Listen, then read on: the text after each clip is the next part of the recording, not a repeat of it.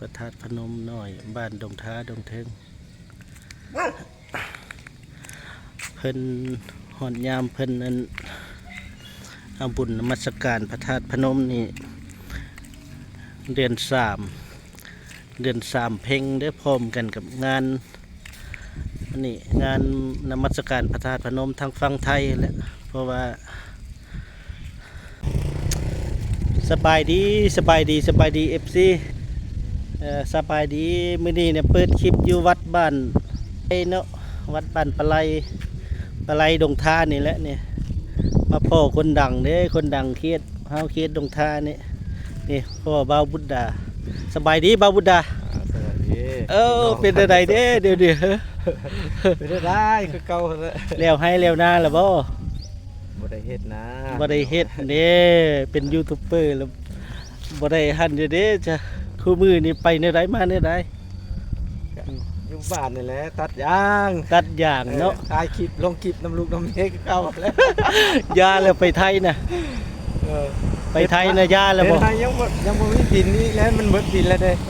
ว่าไปไทยไปอย่างระยะเลยติบอกไปไทยยังบ่ได้ไปแล้วแหละบ่ได้ไปแล้วนี่เสียขะโดงแล้ว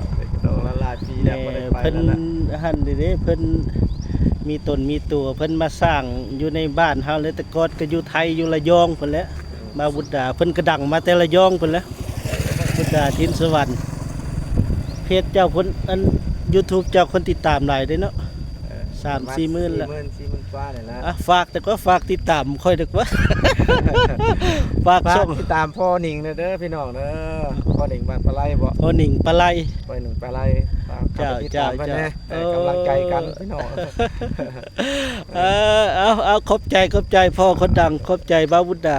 สวัสดีเจ้าขอบใจ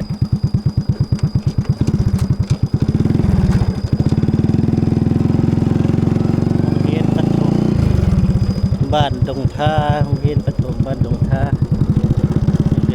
จากบ้านปลาไหลขี่รถเข้าบ้านดงท่านี่ก็ได้ได้หน่อยเดี๋ยวนี้ก็ฮอด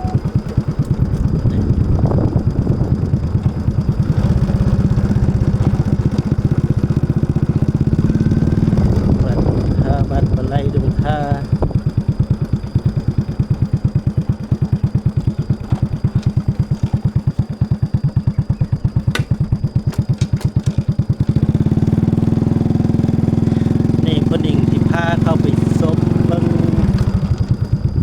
วัดพระธาตุพนมน้อยบ้านดงท้าดงเทิงเนาะจากบ้านปลาไหลไปก็โอ้ยขี่รถไปหน่อยเดี๋ยวนึงดอก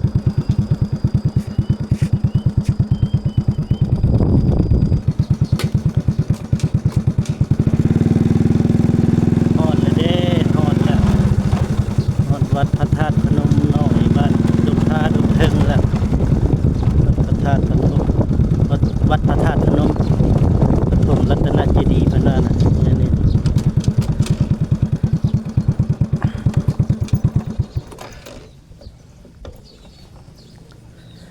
เขามาหาครูบาเดินอยู่นี่เนี่ยเป็น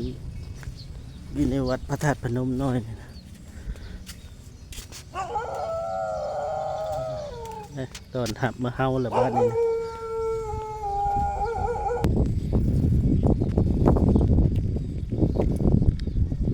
ครูบาองค์นึงอยู่ในครูบาเดือนฮอดเลยเด้เพิ่นปลูกต้นไม้ยุงไม้ต้นโพ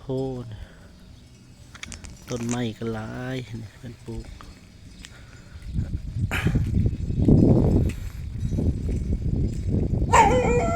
อ้าวคือมาทักทายดีแท้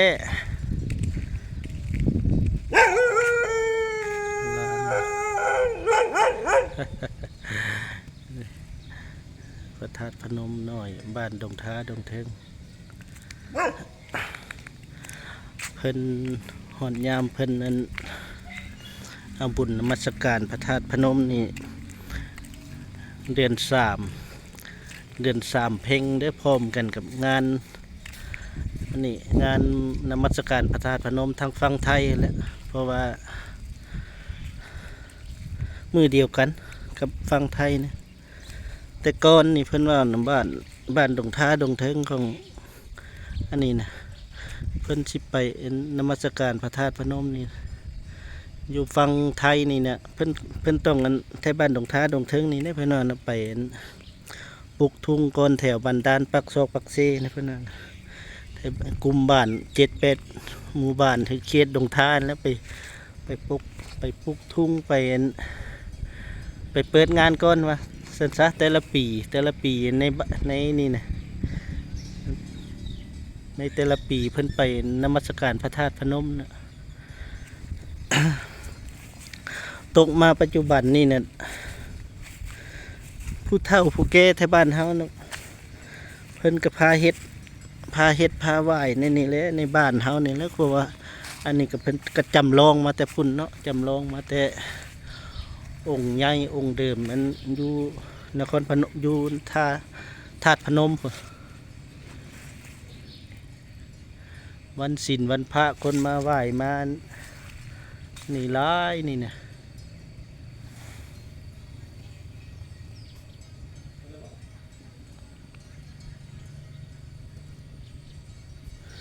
แต่ละบ้านแต่ละนี่เพิ่นมาสักการะบูชานี่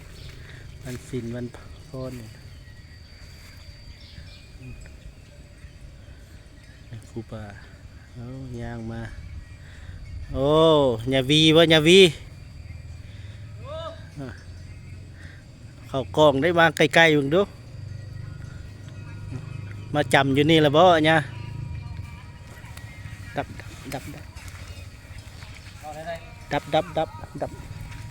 ดับเพลงก่อนตัวฮะหน่อยถ่ายคลิปวิวกัดมื้อนี้นะท้องฟ้าฝนตกตั้งแต่เช้ามื้อนี้นะฝนตกแต่เช้าเพิ่นปลูกมีแต่ต้นไม้ยูงนี่นะต้นไม้ยูงต้นยูงรอนเนี่ยมีแต่ต้นไม้ยูงเพิ่นปลูกต้นไม้ยูงต้นนี่คือต้นไม้ยูงลานหอนยามเทศกาลในบุญเดือน3นี่นะบุญนมัสการพระธาตุนี่คนเต็มมากแล้วนี่นะเดินวัดธาตุนี่นะอันนี้นะคนยังบ่ทันเลี้ยวให้เลี้ยวนะเงียบมันนี่นะอันนี้ก็ต้นไม้ยูงอันนี้ก็หลายต้นไม้ยูง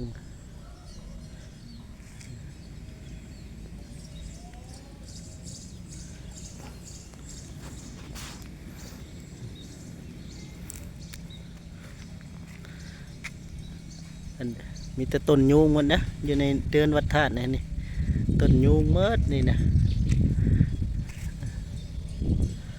อ๋อพระ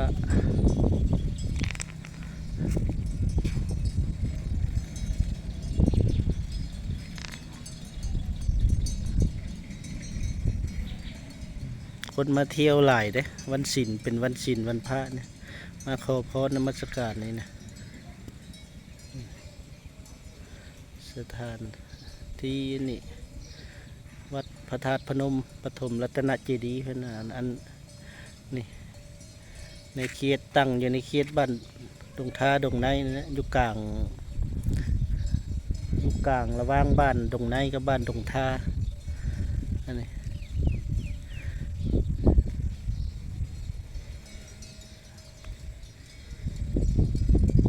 มีแต่เสียงกระลงควาย